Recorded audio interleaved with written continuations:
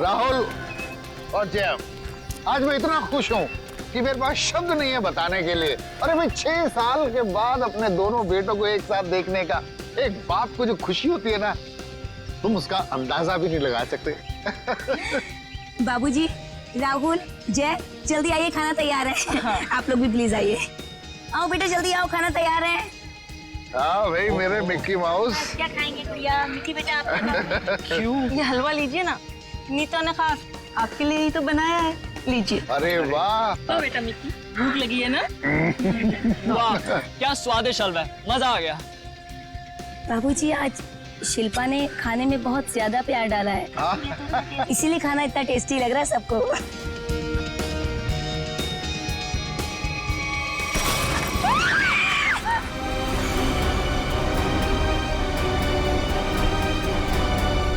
ये क्या?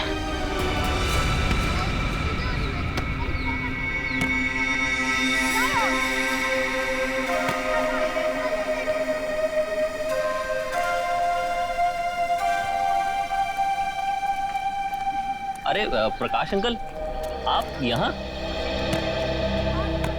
अंकल नमस्ते। नमस्ते अंकल। नमस्ते। अंकल मैं तेज बीविंग में रहता हूँ। माफ करना बेटा, मेरा ध्यान कहीं और था। कोई बात नहीं। अंकल आप यहाँ धूप में अकेले बैठ के क्या कर रहे हैं? बेटा सुनील घर की चाबी देना भूल गया, पर फिक्र की कोई बात नहीं, वो आता ही होगा। अंकल तो हम सुनील जी को फोन लगा देते हैं, उन्हें तो आते आते शाम हो जाएगी। अरे नहीं, काम के वक्त उसको फोन करके परेशान मत करो। जैसी आपकी मर्जी अंकल, लेकिन कम से कम आप हमारे घर पे आके इंतजार कर लीजिए। नहीं मुझे चलेगा, मुझे अकेला छोड़ दो।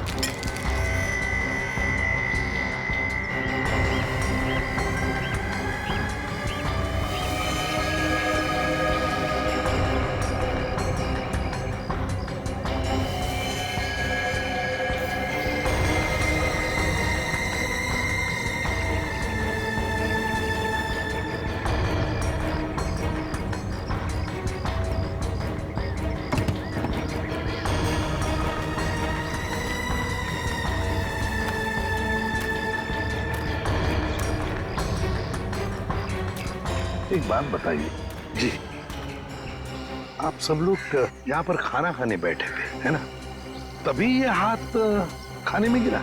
जी सर। ऐसा डरावना हाथ तो हमने पहले कभी देखा ही नहीं, और सर हम तो एकदम से डर गए थे।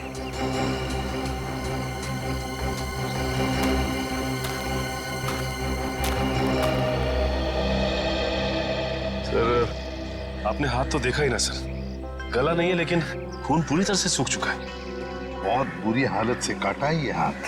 अगर ये हालत इस हाथ की है, वही सोच रहा हूँ जिसका ये हाथ काटा गया है उसके और शरीर के हिस्से का क्या किया होगा।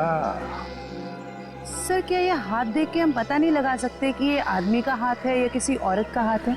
ये तो साळुंखे बताएगा, उसका काम है।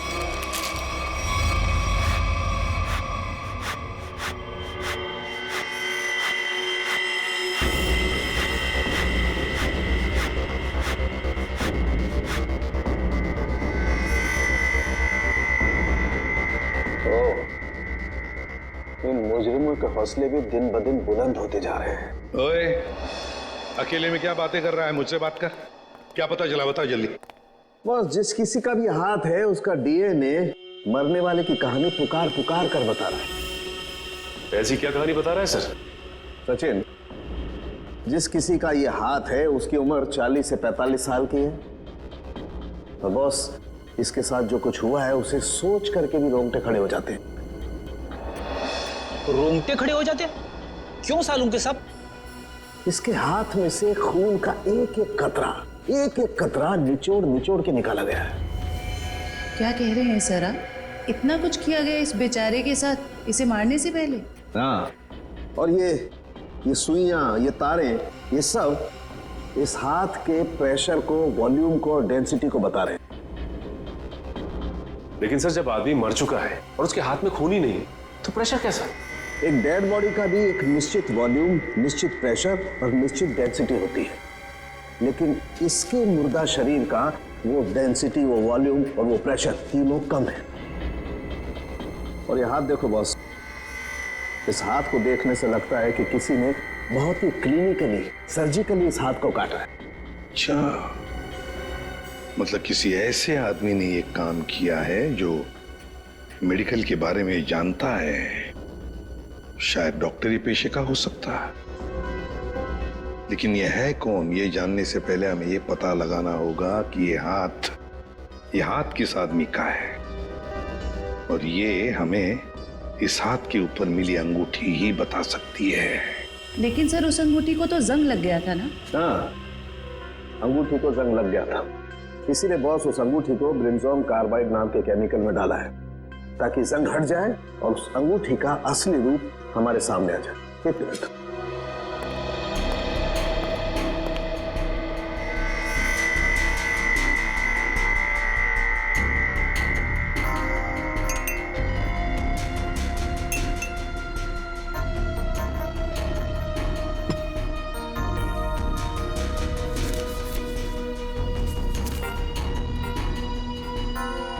ये देखो बॉस,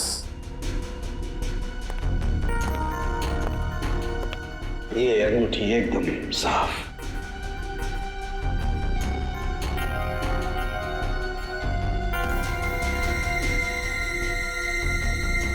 ये क्या है?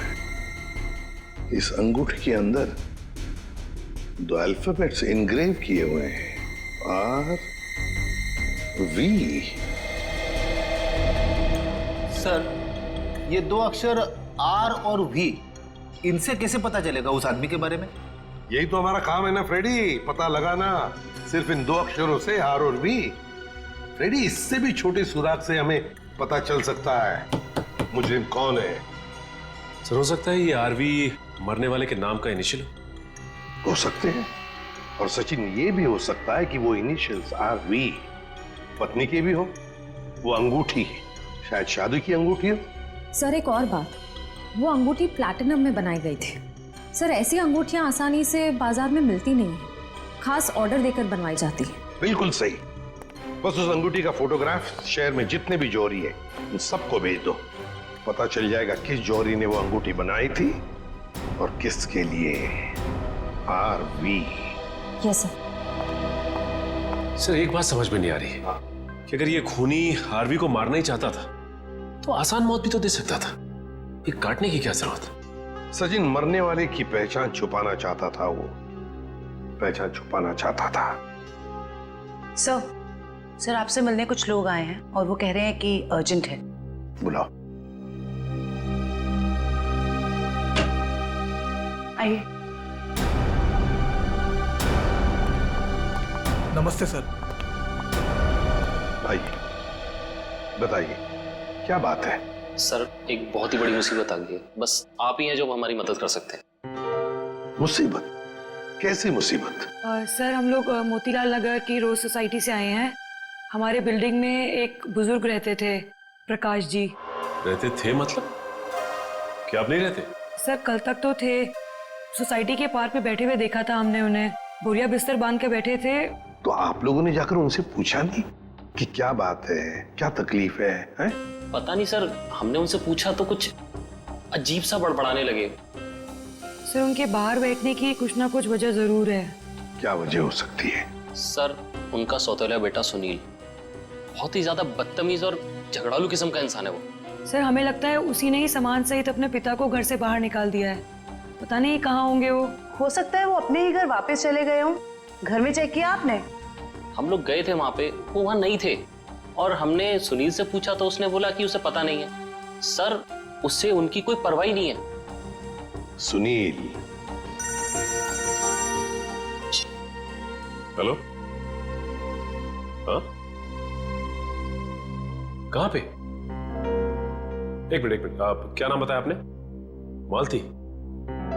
ठीक है, देखिए आप लोग चिंता मत कीजिए, आप सिर्फ उनकी फोटो भिजवाइए हमें, हम देखते हैं। सर मालती नाम की हाउसवाइफ इंदिरा नगर से गायब है सर। इंदिरा नगर से मालती और मोतीलाल नगर से एक बुजुर्ग, दोनों के दोनों गायब है। इन दोनों के घर जाना पड़ेगा, पूछताछ करनी पड़ेगी।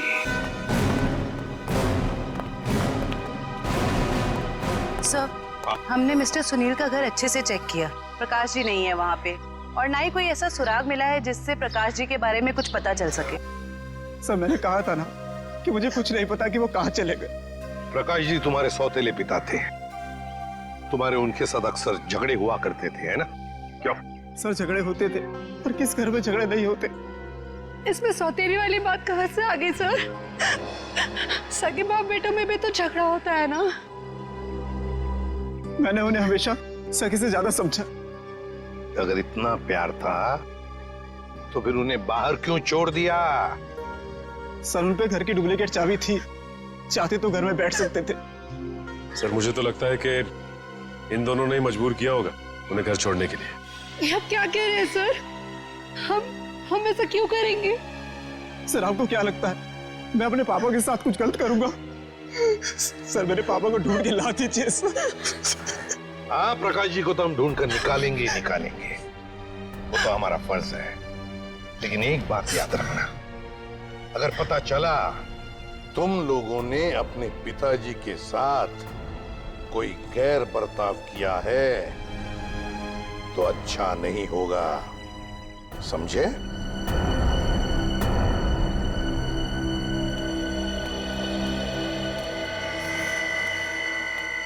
सर, ये वो लेटर है जो मालती छोड़ के गई थी।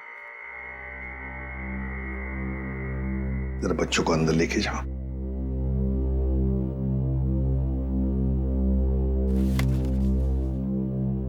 मैं मालती अपने पूरे होश में बिना किसी दबाव के ये खत लिख रही हूँ। मैं अपनी रोजमर्रा की आम जिंदगी से इस घर गृहस्थी से तंग आ गई हूँ और अपनी मर्जी से छोड़ के जा रही हूँ। मुझे माफ कर देना विनय, माफ कर देना राहुल। कुछ दिन आप सबको बहुत तकलीफ होगी मेरे बिना, मगर फिर आदत पड़ जाएगी। मेरे वापस आने की उम्मीद मत रखना, हमारा साथ यहीं तक ही था। मालती। सर, ऐसे कैसे कोई पत्नी अपने बसे बसाए घर को छोड़ के जा सकती है? वही तो। वो मैं कल बच्चे को स्कूल छोड़ने गई थी ना, तब वो मुझे वहां मिली थी, तो मुझे उसका बर्ताव कुछ अजीब सा लगा। कुछ अजीब सा लगा मतलब? कैसा लगा आपको? मतलब वो बच्चे के सामने रो रही थी। सर, हमेशा अपना और पापा का ख्याल रखना। आप कहीं जा रहे हो क्या? मैं भी चलूंगा आपके साथ। नहीं बेटा, मैं कहीं नहीं जा रही। और रोते रोते उसने बच्चे को वैन में बिठाया और वो सब्जी लाने के लिए चली गई, और जाते जाते उसने अपना मोबाइल फोन भी तोड़ दिया। ये तो बड़ी अजीब बात है। कैसे गई वो वहां से? वो ऑटो से गई सर। और कहाँ गई कुछ पता चला? मेरा मतलब है क्या सुना आपने? नहीं, मैं सुन नहीं पाई सर। चलो ठीक है, thank you very much. Sachin, Motilal Nagar और इंदिरा नगर के जितने भी रिक्शा वाले हैं उन सबको प्रकाश जी और मालती के फोटोग्राफ्स दिखाओ। एक्सक्यूज मी भाई साहब, इस आदमी को आपने यहाँ कहीं देखा क्या? नहीं सर, इनको कभी नहीं देखा। अरे आप ध्यान से देख के बताइए, हो सकता है कभी आपकी टैक्सी में बैठे हो। टैक्सी में तो दिन भर में बहुत लोग बैठते हैं साहब, हर किसी का चेहरा याद रखना मुश्किल रहता है। शुक्रिया।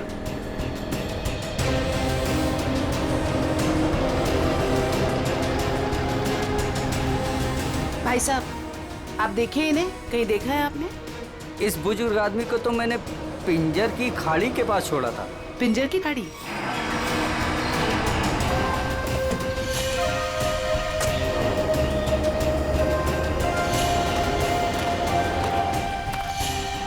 साहब, ये औरत कल पक्का मेरे साथ मेरे ही ऑटो में गई थी। अरे मैडम, यहाँ इस सुनसान जगह पे कहाँ रुकवा दिया ऑटो?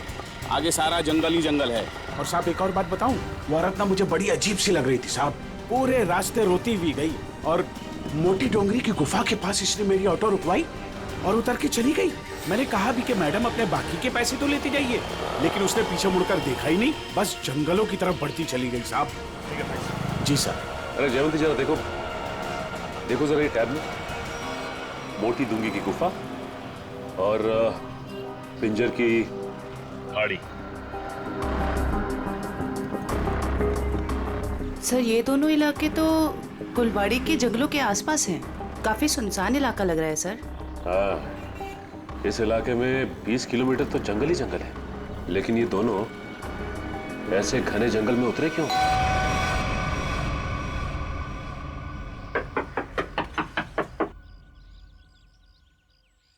बड़ी अजीब बात है, रिंग पे आरवी गुदा है और नाम हितेन कुमार। हो सकता है इस घर के किसी और सदस्य के नाम के इनिशियल्स हों ये, क्योंकि उस जौहरी को पूरा यकीन था कि इस रिंग का ऑर्डर इसी घर में से किसी ने दिया है। जी कहिए। नमस्ते, हम सीआईडी से। सीआईडी? अंदर आइए।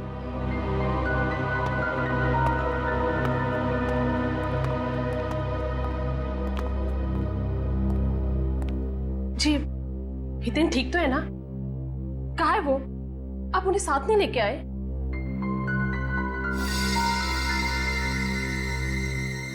क्या आप इस अंगूठी को पहचानती हैं?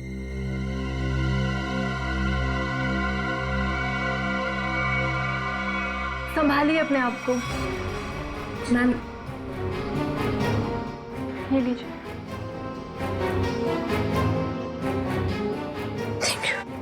क्या आप बता सकती हैं कि इस अंगूठी पर जो आरवी इनिशियल्स बने हुए हैं, इनका क्या मतलब है? अपने माता पिता के नाम पे गुंदवाया था इन्होंने। ससुर जी का नाम राकेश था और सासू माँ का नाम विनीता। मुझे लग रहा था कि जरूर कुछ ना कुछ बुरा हो रहा है। हितेन कभी मुझे बिना बताए घर से गायब नहीं हुए। क्या आप मुझे उन्हें मिलवा सकते हैं प्लीज? मैम दरअसल हमें उनका कटा हुआ हाथ। बस कुछ मत बताइए, मैं और कुछ सुन नहीं सकती। मैं जानती थी हितेन जिस राह पे चल रहा है उसका अंत अच्छा नहीं होगा। हमें भी पता चल चुका है कि वो किसी गलत काम में शामिल थे, इसलिए आपने उनके गायब होने की रिपोर्ट नहीं दर्ज कराई। क्या आप प्लीज हमें पूरी बात साफ साफ बताएंगे? दरअसल इन्होंने अपने कंपनी से 10 करोड़ का घोटाला किया था। 10 करोड़ का घोटाला?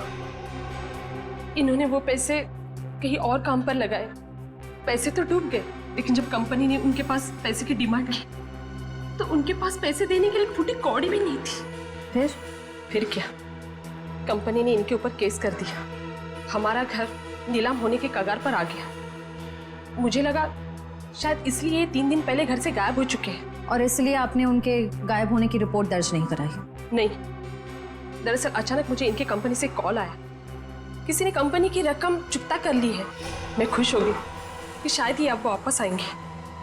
एक मिनट, वो 10 करोड़ रुपए जो हितेन ने कंपनी से चुराए थे वो किसी और ने चुकते किए? किसने? पता नहीं, किसी ने इनके कंपनी के अकाउंट में वो रकम डलवा दी थी और एक चिट्ठी छोड़ी कि ये रकम वही है जो हितेन ने उनकी कंपनी से ली थी। बड़ी अजीब बात है मैम, कोई और हितेन के पैसे क्यों चुकाएगा, वो भी 10 करोड़? इसके पीछे जरूर कोई गहरा राज है। मैम, आपके रिश्तेदारों ने या दोस्तों ने हितेन को ढूंढने की कोशिश नहीं की? कोशिश की न। हितेन की गाड़ी भी मिली कुलवाड़ी जंगल के पास, लेकिन हितेन का कुछ पता ही नहीं चला। कुलवाड़ी जंगल।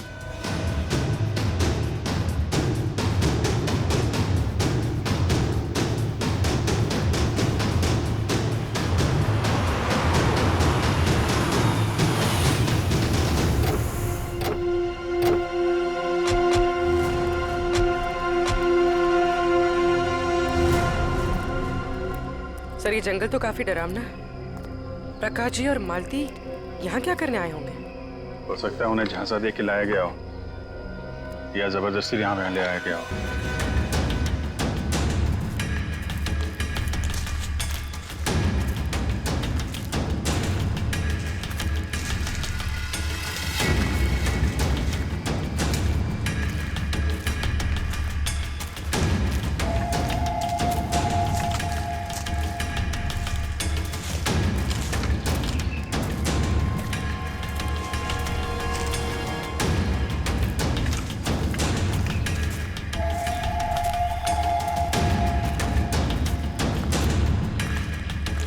एक मिनट अभिजीत, वो देखो।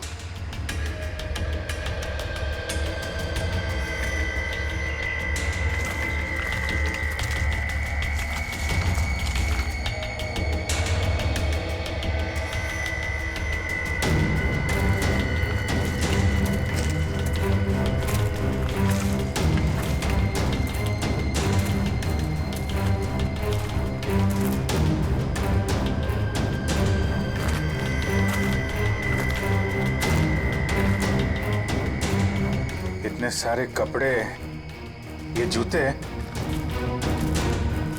ओह माय गॉड, खून देखा? Oh no.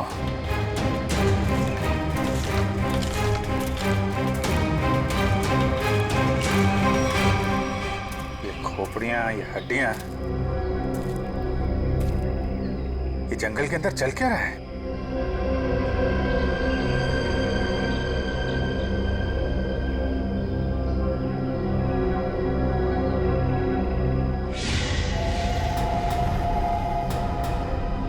कौन है? कौन है वहाँ?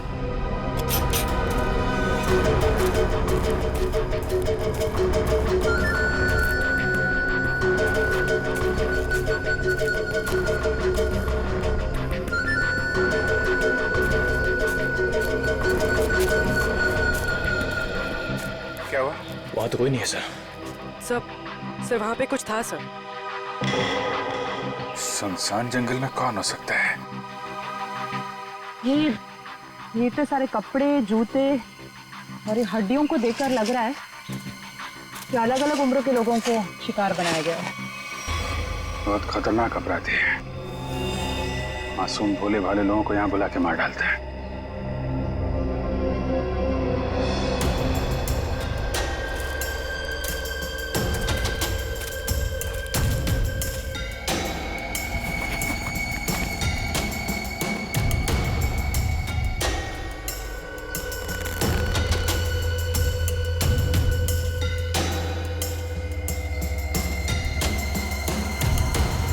प्रकाश जी का बैग है ये अपने बीवी बच्चों की फोटो लेके यहाँ पे क्यों आए थे?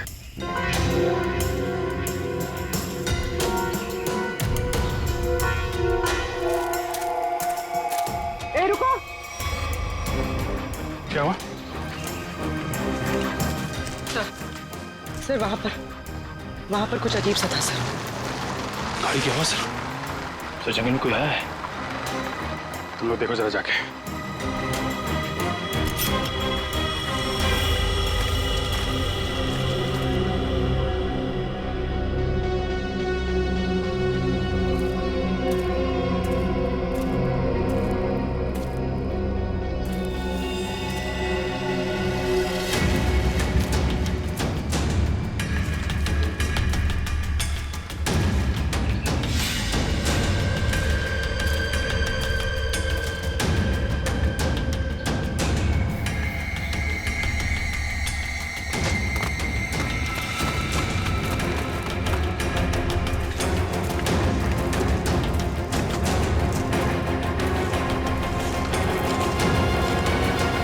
हितेन का कटा हुआ हाथ और उसकी गाड़ी मिलती है गुलवाड़ी जंगल के आसपास। समझ में नहीं आ रहा, पता नहीं क्यों सचिन, मुझे ऐसे लग रहा है कि हितेन का केस, मालती का केस और प्रकाश जी का केस, इन तीनों केसेस का आपस में कोई ना कोई संबंध है, कोई ना कोई संबंध है। सर प्रकाश जी और मालती के बारे में कुछ और पता चला है। क्या? सर ठीक हितेन की तरह ही प्रकाश जी और मालती दोनों कर्जे में थे। प्रकाश जी के बेटे को 5 लाख रुपए देने थे और मालती जी का घर गिरवी रखा था।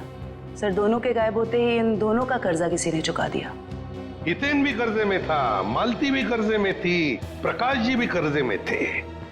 तीनों के तीनों गायब होते, तीनों के तीनों आखिरी बार दिखाई पड़ते हैं गुलवाड़ी जंगल के आसपास। काम करते हैं उस लाइन पर, गुलवाड़ी जंगल के लाइन पर जितने भी ऑटो रिक्शा वाले और टैक्सी वाले धंधा करते हैं सबको यहां लेकर आते हैं। सब हम लोगों को क्यों बुलाया? इसलिए बुलाया है कि हमें तुम लोगों की मदद चाहिए। हम क्या मदद कर सकते हैं साहब आपकी?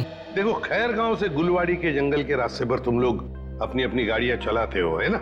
साहब टैक्सी तो पूरे शहर में घूमती है। हाँ, लेकिन सारी टैक्सियां गुलवाड़ी भी नहीं जाती। सिर्फ वही गुलवाड़ी जाती है जो खैर गांव से होकर जाती है। हाँ साहब, गुलवाड़ी पर आकर तो रास्ता ही खत्म हो जाता है, उसके बाद तो घना जंगल आता है साहब। बस तो उसी जंगल के बारे में हम लोग जानना चाहते हैं। वैसे वो रास्ता बहुत सुनसान है ना? हाँ साहब। तो फिर ऐसे सुनसान रास्ते पर ज्यादा लोग तो जाते नहीं होंगे, गिने चुने ही लोग जाते होंगे, है ना? हाँ साहब, बिल्कुल। तो एक बात बताओ, पिछले 2-3 महीनों में क्या तुम लोग किसी पैसेंजर्स को उस रास्ते पर लेके गए थे? याद करो। हाँ साहब, मुझे याद है साहब। मैंने पिछले 3 महीनों में उस रास्ते पर 2 अलग-अलग लोगों को छोड़ा है। मैंने भी एक सवारी को छोड़ा था साहब पिछले महीने। साहब पिछले महीने मैंने भी एक सवारी छोड़ी थी, वो एक आदमी था। तो क्या उन लोगों के चेहरे याद आ रहे तुमको? साहब चेहरा तो नहीं याद, पर उसकी बातें जरूर याद है। बहुत परेशान था वो, किसी से फोन पे कह रहा था कि मैं आ रहा हूँ, कुछ परेशानी तो नहीं होगी ना?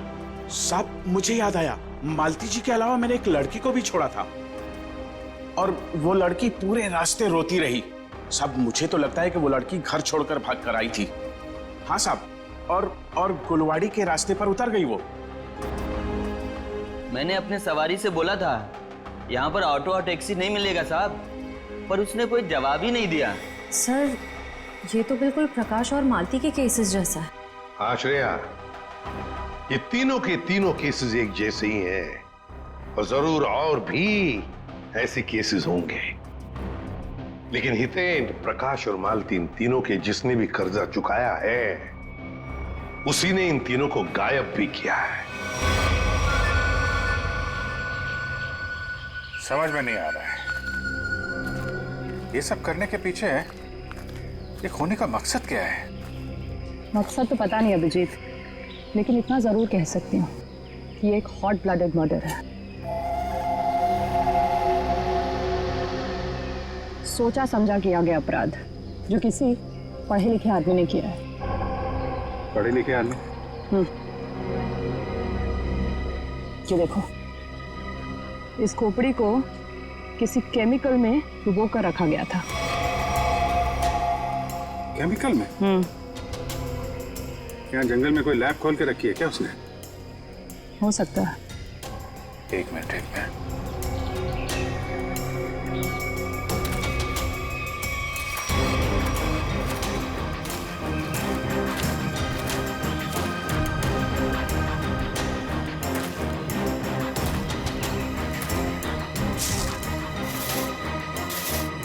ये देखा? जंगल में पाइप कैसे आ गई?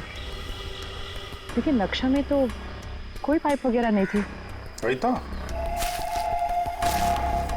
कहीं ये पाइप भी उन अपराधियों ने तो नहीं लगाई है? काटो जरा सा। निखिल, गाड़ी की आवाज उसी वक्त आई जब हम जंगल में थे। ये कोई संयोग नहीं है।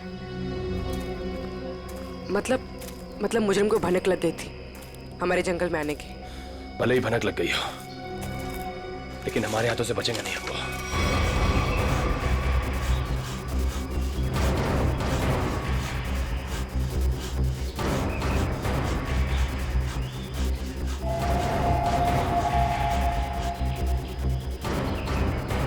बदबू आ रही है। खून? पाइप में खून है? लोगों को मार के, उनकी लाशों को काट के इस पाइप में से खून भेजा जा रहा है। किसी एक आदमी का काम नहीं है, ये पूरा का पूरा गिरोह है। ये पाइप हमें उन तक पहुंचाएगा। सर मैंने मिसिंग पर्संस ब्यूरो से पता लगा, सर जंगल के पास जो जो लोग गायब हुए थे वो सब कर्जे में डूबे हुए थे। जो जो लोग उस गुलवाड़ी जंगल में गायब हुए सब कर्जे में डूबे हुए हैं। तो मतलब मेरा शक सही था। ये कोई संयोग नहीं, सोच समझ के बनाया हुआ प्लान है ये, कर्जे में डूबे लोगों को निशाना बनाने का। सर लगता है ये कोई सीरियल किलर है जो कर्जे में डूबे लोगों को ही अपना शिकार बना रहा है सर। सचिन हो तो हम पता लगा ही लेंगे। ये प्रकाश, हितेन और मालती, इन तीनों के फोन रिकॉर्ड चेक किए? Yes sir. क्या पता चला? सर इन तीनों के फोन रिकॉर्ड्स में 3 नंबर ऐसे हैं जो कॉमन है। किस किस के फोन नंबर्स है वो? सर 2 नंबर तो बंद आ रहे हैं और तीसरा नंबर किसका है इसका पता नहीं चला है। लेकिन सर इस तीसरे नंबर से किसी जया को फोन किया गया है परसों। तीसरे नंबर से जया को फोन किया गया है? तो फिर लगता है जया की जान को खतरा है। जया की जान को खतरा है। श्रेया, इस जया को फोन करो, पूछो उससे क्या वो किसी कर्जे में डूबी है क्या।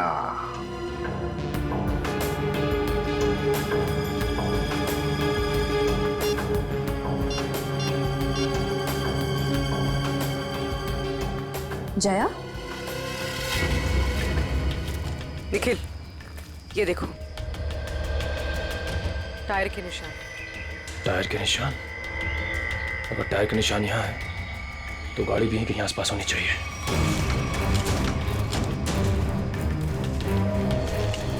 गाड़ी उस तरफ है, संभाल के।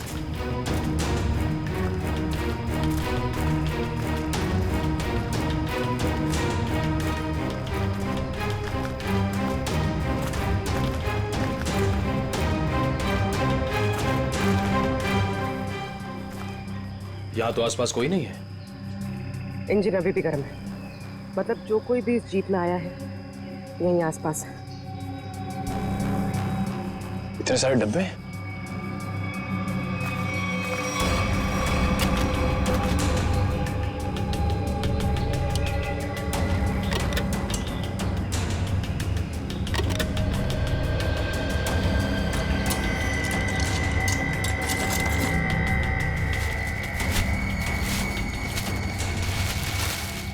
ये तो अस्पताल का सामान है। यहाँ इस जंगल के बीच क्या कर रहा है? वही तो।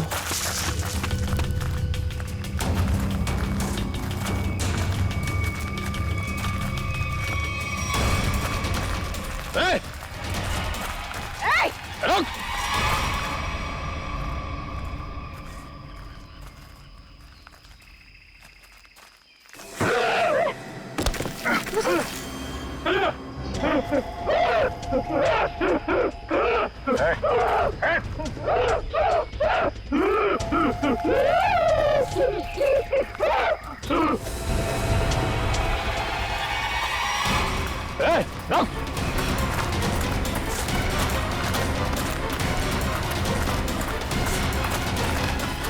देखो क्या क्या है, क्या बात है? तुम बोलो, क्या बोलना चाहते हो? किसी ने तो को नहीं मारा। नहीं, इसकी दिमागी हालत देख के तो नहीं लगता ये। देखो ठीक है तुम जाओ यहाँ से अभी। चलो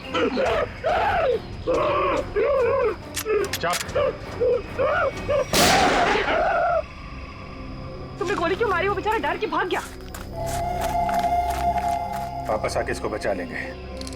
पहले प्रकाश और मालती को बचाना जरूरी है, कहीं उनकी भी ऐसी हालत ना हो जाए।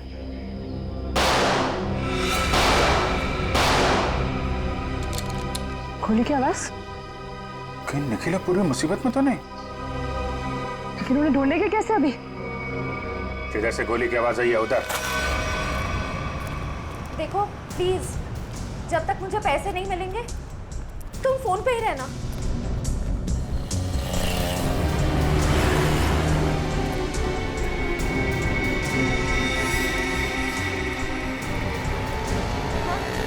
मुझे दुकान दिख गई, मैं आ रही। नहीं, तुम फोन मत रखना प्लीज, मैं पहुंच गई।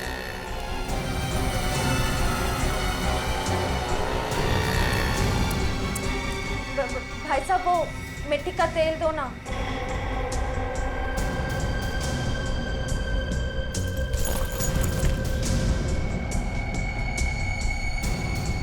मैं सीआईडी ऑफिसर हूँ। सीधे से बता दे किसके इशारे पे तूने मुझे बैग दिया, वरना ससुराल की सैर करनी पड़ेगी। वो जा रहा है, नीली कमीज वाला, फोन पर। मयूर इशिता, वो ब्लू शर्ट वाला। बस बस बस बस, बहुत घूम लिया। तुम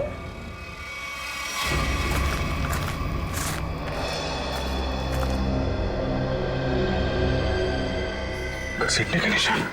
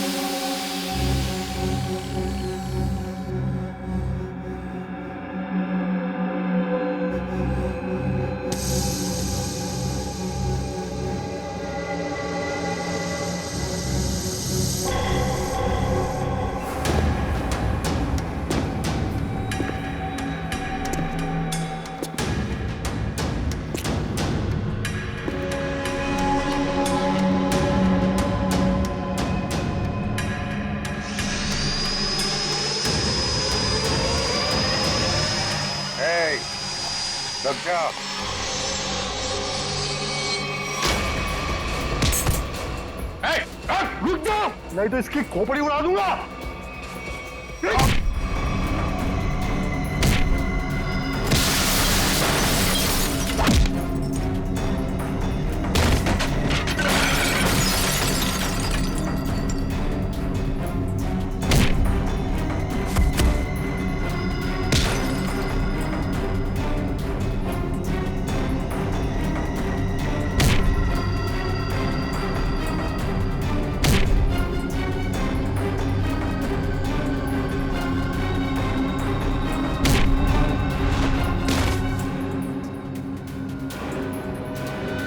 कि बस लगी तो नहीं?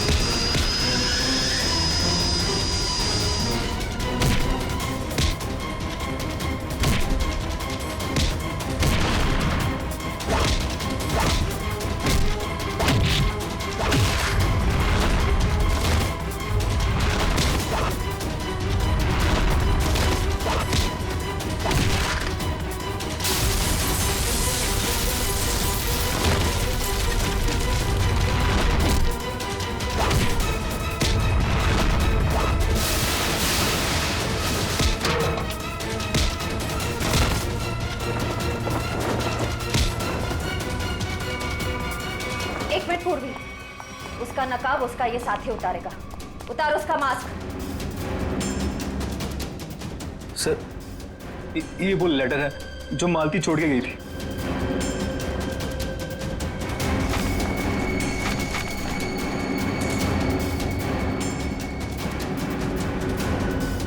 आप क्या कह रहे हैं सर? हम ऐसा क्यों करेंगे? पैसों की लालच में तुम इतनी गिर गई, तुमने इंसानियत को शर्मसार कर दिया। यहाँ तक कि अपने पिता समान ससुर तक को नहीं छोड़ा तुमने।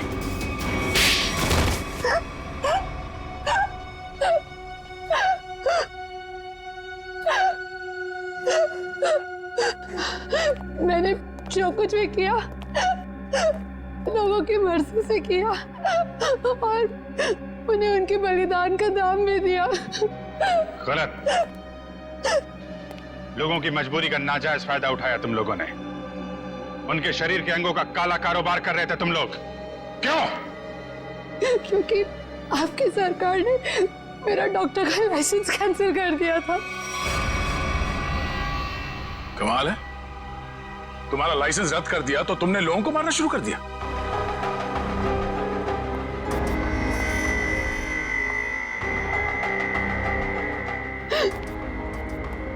तुम्हारे आड़े टेढ़े एक्सपेरिमेंट ने यह हाल कर दिया लोगों का।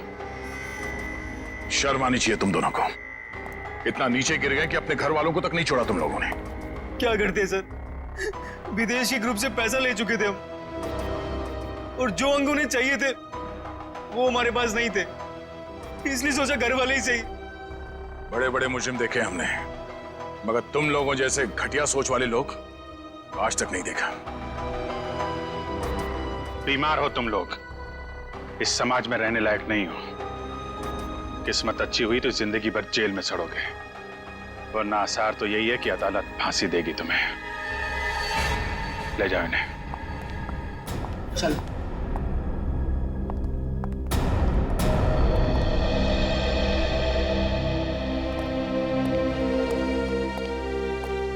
इनका किसी अच्छे अस्पताल में इलाज करवाते हैं। चल।